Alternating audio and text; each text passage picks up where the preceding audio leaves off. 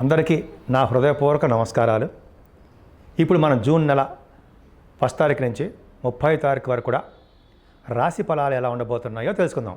అంటే జూన్ నెల మొత్తం 2024 జూన్ నెల మొత్తం రాశి ఫలాలు అంటే 12 రాశుల వాళ్ళకి ఫలితాలు ఎలా ఉండబోతున్నాయో తెలుసుకుందాం. ముందు ధనురాశి వాళ్ళకి బాగుందండి.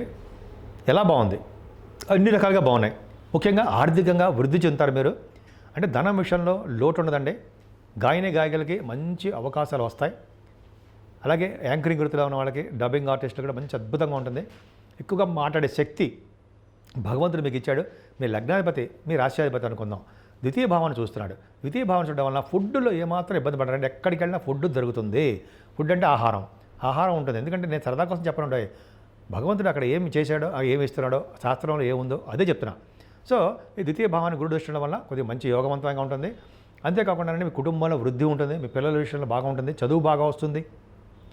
3వ భావంలో చేరి ఉండడం వల్ల రాజయోగం ఉంటుంది. మీ తెలివితేటలు బాగా పెంచుకుంటారు. కొత్త ఐడియాస్ని సృష్టించుకుంటుంటారు. ఆ ఐడియాస్ని, ఆ ఆలోచనల్ని ఆచరణలో పెడతారు. మీరు విజయం సాధిస్తారు. అంత అద్భుతంగా ఉందని చూసారా? అలాగే విజయం సాధిస్తారు. ఇంకా చెప్పాలంటే శుభవార్తలు వింటారు. మీ చెల్లెలకి, తమ్ముళ్ళకి చాలా బాగుంటుందండి. కానీ 4th భావంలో రాహు మాత్రం మంచివాడు కాదు. అంటే కష్ట పరంపరలతోటి విదేశీ యానం ఉంటుంది. ఏదో ప్రాబ్లమ్స్తో, ఏదో చిక్కులతో, ఏదో చిన్న సమస్యలతో వెళ్తారు. కానీ మరీ ఎంత సమస్యలతో కొట్టుమిట్టాడమే కాదండి, వెళ్తారు, అవకాశం ఉంది. కానీ 4th భావంలో రాహు చదువు చెడగొడుతుంటాడు. చదువు పట్ల ఇబ్బంది కలిగిస్తుంటాడు. తల్లిగారికి కొద్దిగా చిన్న చిన్న ప్రాబ్లమ్స్ కలిగేట్టు చేస్తుంటాడు. మెడిసిన్స్ వాడవలసి వస్తుంది. అలాగే 4th భావం రాహు ఉండడం వలన వ్యవసాయదారులకి, రైతులకి అంత అద్భుతం మాత్రం కాదండి. కుజుడు కూడా పంచమ భావంలో ఉన్నాడు. 2వ తారీఖు చూస్తున్నాడు. అంటే పంచమాధిపతిగా కుజుడు బాగున్నాడు. ఓకే, సంతాన యోగం, మగ సంతాన యోగాన్ని ఇస్తాడు. కానీ ఇక్కడ ఏం చేస్తాడు? కష్టపెట్టి ఇస్తాడండి. అంటే కుజుడు చూస్తాడు కదా. అంటే జనరల్గా అనకూడదు, కానీ ఆపరేషన్స్ చేసి మీకు డెలివరీ ఉంటుంది. కొంతమందికి ఆపరేషన్స్ ద్వారా, అంటే ప్రెగ్నెన్సీ లేడీస్కి చెప్తానండి నేను. వాళ్ళకి కుజ సంతానం అంటే మగ సంతానం ఉంటారు.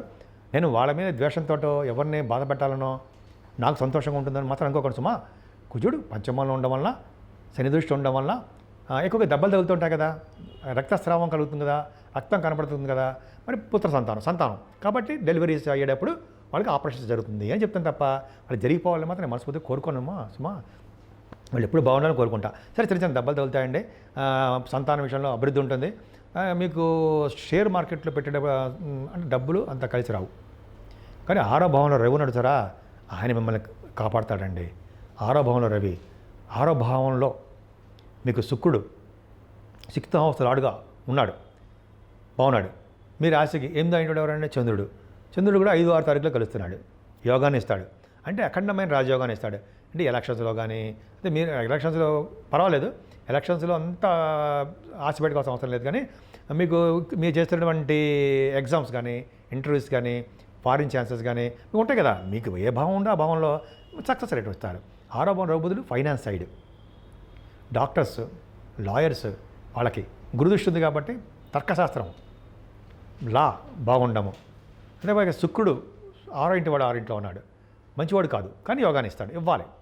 సో ఈ విధంగా ఉంటుందండి. 7వ భావంలో రఘుబుధులతో కలిసి శుక్రుడు మంచివాడు కాదు, కళత్ర స్థానంలో ఉన్నాడు కాబట్టి, బాగా అదృష్ట స్థానం కాబట్టి మీకు మంచి మంచి సంబంధాలు వస్తాయి.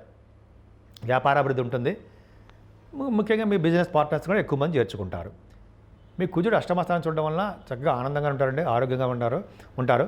సరే, 9th భావం చూడడం అంత అదృష్టమే కాదు. 9th హౌస్ లార్డ్ రవి బాగున్నాడు. 6వ భావంలోనూ 7వ భావంలో కూడా ఉన్నాడు. కాబట్టి భాగ్యస్థానానికి చిన్న చిన్న ప్రాబ్లమ్స్ వస్తాయి. అంటే విదేశాలు వెళ్ళడానికి ఆటంకాలు ఏర్పడము, లేదా మీరు తీర్థయాత్ర చేసేటప్పుడు ఆటంకాలు ఏర్పడము, డిలే, డబ్బుకు కానీ ఆరోగ్యానికి కానీ చిన్న ప్రాబ్లమ్స్ వస్తాయి.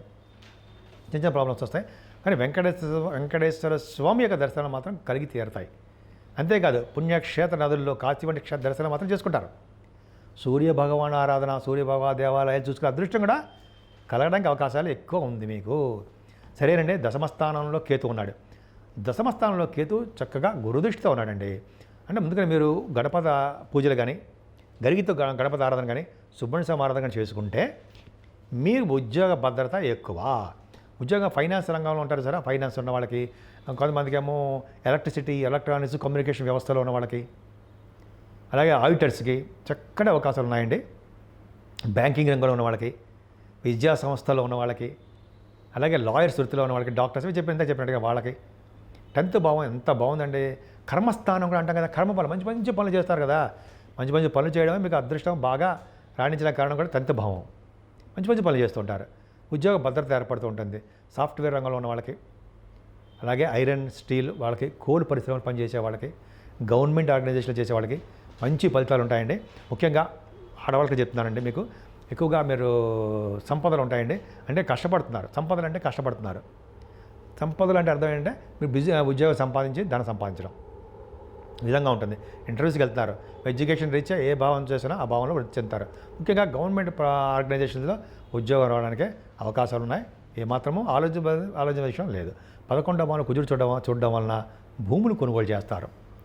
భూముల విషయంలో నుండి చిన్న చిన్న ప్రాబ్లమ్స్ రావడానికి అవకాశాలు మీకు ఉన్నాయి.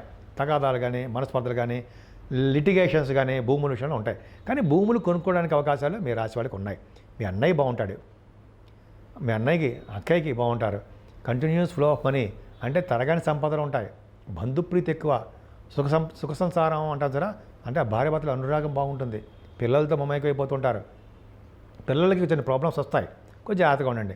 ఏదైనా 12వ భావాన్ని గురుడు చూస్తాడంటే, 12వ భావాన్ని గురుడు చూడడం వల్ల యోగము అంటే ఏ యోగాన్ని ఇస్తారంటే సన్మానాలు, విదేశీ పర్యటనలు, ఖర్చులు అధికంగా ఉండడము, అనారోగ్య సమస్యలు, శని హాస్పిటలైజేషన్ అవ్వడము, చిన్న చిన్న మనస్పర్ధలు, మనశ్శాంతులు లేకపోవడం చేయడము శని ప్రభావం చేస్తుంటాడు. కానీ గురు ప్రభావం వలన ఎటువంటి సమస్యలు ఉన్నానండి వాటి నుంచి మీరు బయటపడడానికి అవకాశం ఉంది. ముఖ్యంగా గాయత్రి మంత్రం చేయాలండి. మీ ధనుర్రాశి వాళ్ళు గాయత్రి మంత్రం చేయడం వల్ల రవి భగవానుడి యొక్క పవర్ ఉంటుంది. రవి భగవానుడి పవర్ ఉందంటే భాగ్యస్థానం పవర్ ఉంటుంది. భాగ్యస్థానం పవర్ అంటే అదృష్టం ఉంటుంది. ఇది లెక్క, అది బాగుంటుంది అనమాట. అందుకని శని భగవానుడు యోగించాలంటే భాగ్యస్థానాన్ని అంటే శని భగవానుడు యోగించాలంటే గాయత్రి మంత్రం చేయాలి. రవి భగవానుడి యొక్క ఆశీస్సు పొందాలన్నా గాయత్రి మంత్రం చేయాలి. పైగా 12 భావాలు మీకు విశేషమైన సంపదలు ఉన్నాయి. భూములు బాగుంటాయి. అలాగే తటాకాలు, బావులు తవ్విస్తారు. గుళ్ళకి గోపురాలకు వెళ్ళడము, అక్కడ భాగ్యాన్ని వృద్ధి చేయడము, అక్కడ భాగ్యాన్ని వృద్ధి అయిన భాగ్యాన్ని ఖర్చు పెట్టడం, ధనాన్ని ఖర్చు పెడుతూ ఉంటారు. తటాకాలు అంటే బావులు తవ్విస్తుండము, ధ్వజస్తంభాలు ధనం ఇవ్వడము, ఏదో విధంగా దేవుడి యొక్క దేవతారాధన ఉంటుందండి. మీకు నిత్యము మీకు సంతోషంగా ఉండాలంటే సంతోష అమ్మవారిని కొలవడము బాగా చేయాలండి.